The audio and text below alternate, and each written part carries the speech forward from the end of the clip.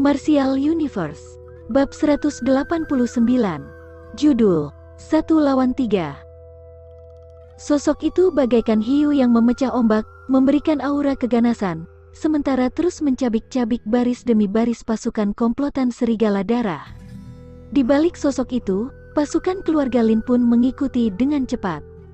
Namun dengan satu orang di depan yang menahan seluruh serangan, barisan pasukan yang sudah dicabik-cabik itu jelas tak bisa menghentikan mereka. Sehingga dalam beberapa menit saja, mereka berhasil masuk ke area peperangan. Itukah pasukan keluarga Lin? Berani-beraninya mereka ikut campur dalam penyerangan ini. Sombong sekali, orang di depan itu sangat kuat. Bahkan Liu Chong yang Yuan dan tingkat menengah pun langsung terbunuh dengan satu serangan halbetnya. Itu pasti Lin Dong kan? Kudengar dia yang menghajar Guiyan dan Sekte Pedang Hantu sebelum ini. Tapi komplotan serigala darah punya 3 praktisi Yuan dan tingkat akhir sekarang. Gegabah kalau dia muncul sekarang. Kelihatannya kemenangan yang dia dapatkan sebelum ini membuat anak itu terlalu menyombongkan diri. Menghadapi bisik-bisik dari orang-orang, langkah kaki anak itu sama sekali tidak berhenti. Dia menatap acuh pada pasukan komplotan serigala darah yang dia lewati. Lin Dong lalu terus melihat pada Yue San yang duduk di punggung kuda dengan ekspresi murungnya.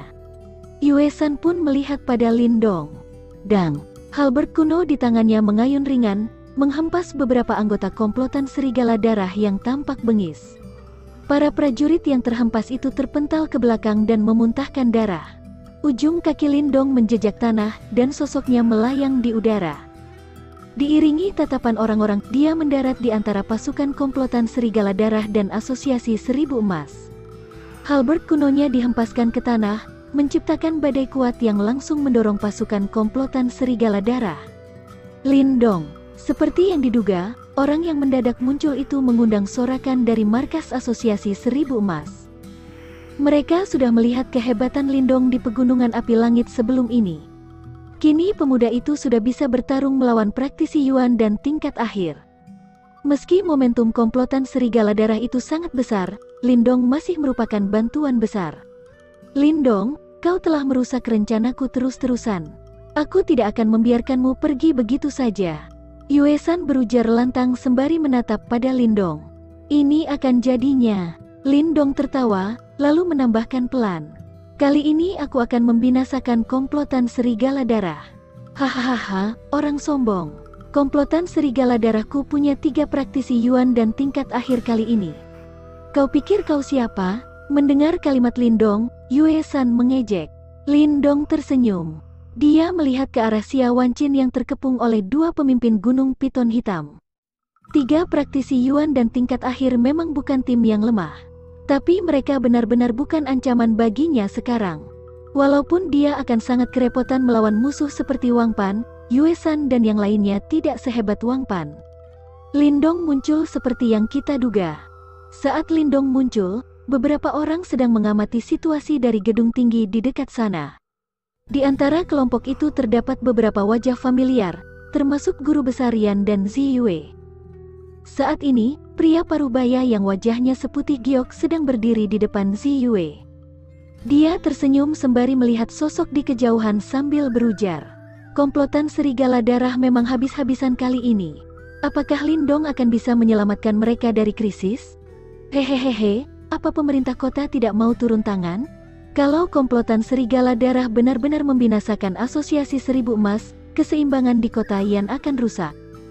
Guru besar Yan di sebelahnya terkekeh. Sebagai balasan, pria parubaya berbaju ungu itu hanya tertawa dan tidak mengucapkan apapun. Hari ini aku ingin lihat, dari mana bocah sepertimu dapat keberanian sebesar itu. Darah mengalir di mana-mana. Yue San menggenggam pedang hitam besar, kemudian Yuan power dahsyat di dalam tubuhnya menyembur bagaikan ombak. Boom! Ekspresi Yue San gelap. Dia menggenggam pedangnya yang ternoda darah, lalu tubuhnya melompat turun dari kuda. Bayangan pedang yang kokoh berusaha memotong kuat ke arah Lin Dong. Menghadapi serangan dahsyat yang membuat udara di sekitar itu berdengung, Lin Dong tidak menghindar sedikit pun. Halberd kuno di tangannya diangkat dan dihunuskan ke depan. Halberdnya mengeluarkan cahaya merah dan menghancurkan paksa bayangan pedang tersebut. Melihat serangannya dihalau Lin Dong dengan mudah, Yue San merasa terkejut. Namun sebelum kepalanya sempat berpikir, Lindong tiba-tiba menjejak tanah dengan kuat dan menerjang cepat.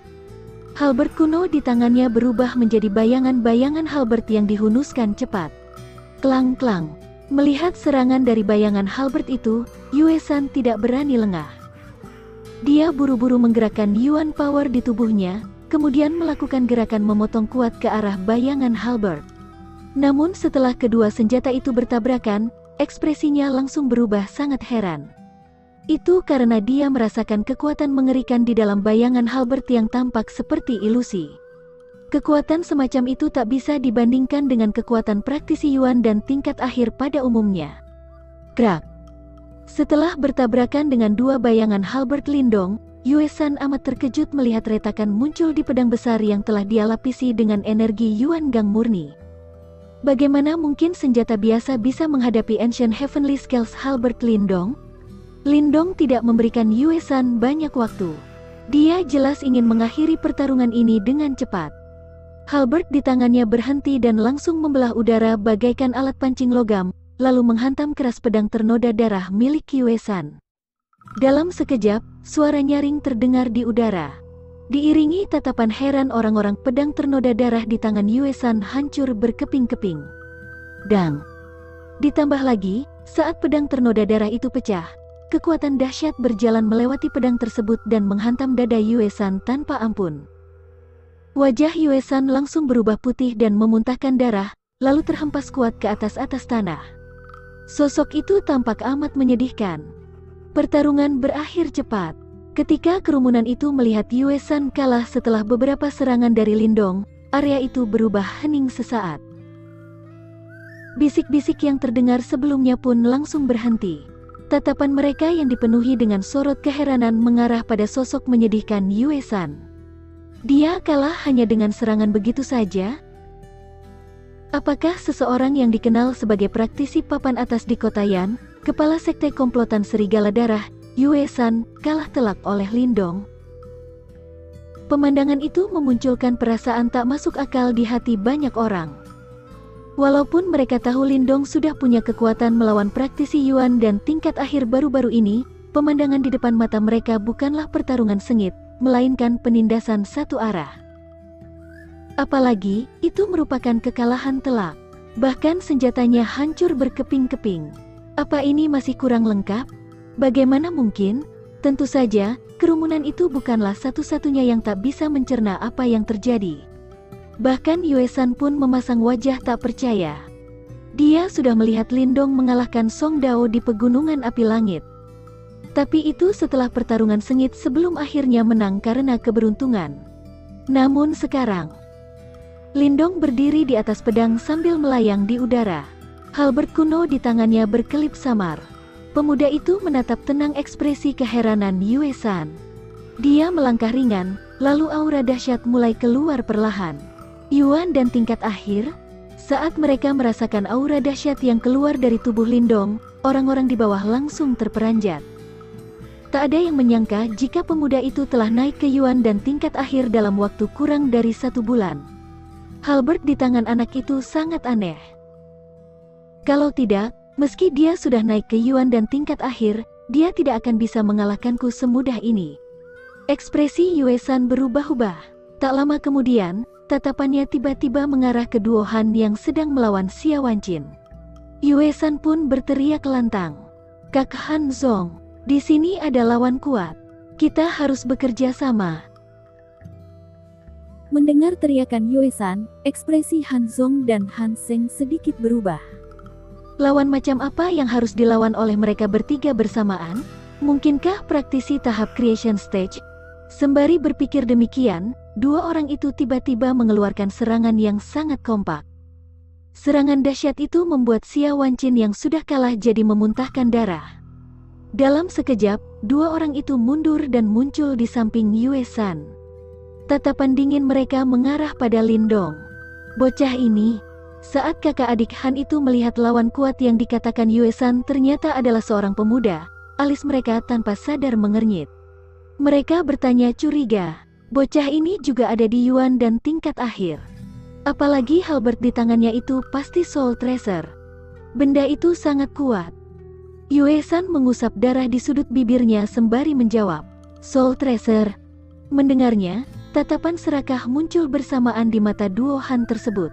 Mereka menatap halberd di tangan Lindong dengan sorot bergairah. Mereka pernah dengar tentang Soul Tracer sebelum ini. Namun benda seperti itu sangat langka. Bahkan mereka tidak pernah memilikinya sebelum ini. "Serang bersama-sama dan bunuh dia duluan," Han Zong berujar sengit. Walaupun Lindong membawa Soul Tracer, 3 orang itu adalah praktisi Yuan dan tingkat akhir. Tidak akan sulit bagi mereka untuk membunuh Lindong dengan kombinasi kekuatan mereka. Boom! Yue San dan Han Seng tidak membantah kalimat Han Zong, kemudian mereka mengangguk. Di saat bersamaan, 3 gelombang dahsyat keluar dari tubuh ketiganya. Aura itu sangat menarik perhatian. Yue San dan yang lainnya akan mengeroyoknya. Luar biasa, baru kali ini melihat tim sehebat itu. Tapi fakta bahwa Yue San dan 2 pemimpin itu terpaksa menggabungkan kekuatan, berarti Lindong memang sangat kuat. Kira-kira berapa lama Lindong bisa bertahan di bawah serangan dahsyat 3 orang itu? Pemandangan itu mengundang keriuhan para penonton. 3 praktisi Yuan dan tingkat akhir saling bekerja sama melawan 1 anak muda. Hal itu pertama kali terjadi di kota Yan. "Nak Lindong, aku akan membantumu." Saat Xia Wanqin yang sedang terluka melihat situasi itu, ekspresinya berubah. Sambil mengusap darah di mulutnya, dia berlari maju. "Tidak usah, Presiden Xia lebih baik melindungi markas saja. Aku bisa menghadapi mereka bertiga." Namun, atas niatan baik Xia Wanqin, Lindong hanya tertawa sambil mengarahkan ujung halberdnya ke tanah. Cahaya merah samar tampak mengalir di halberd kuno tersebut. Sombong sekali. Menyaksikan Lindong menolak bantuan Xia Wanqin dan memilih menghadapi Yue San dan 2 orang lainnya sendirian, sebagian besar orang menggeleng pelan.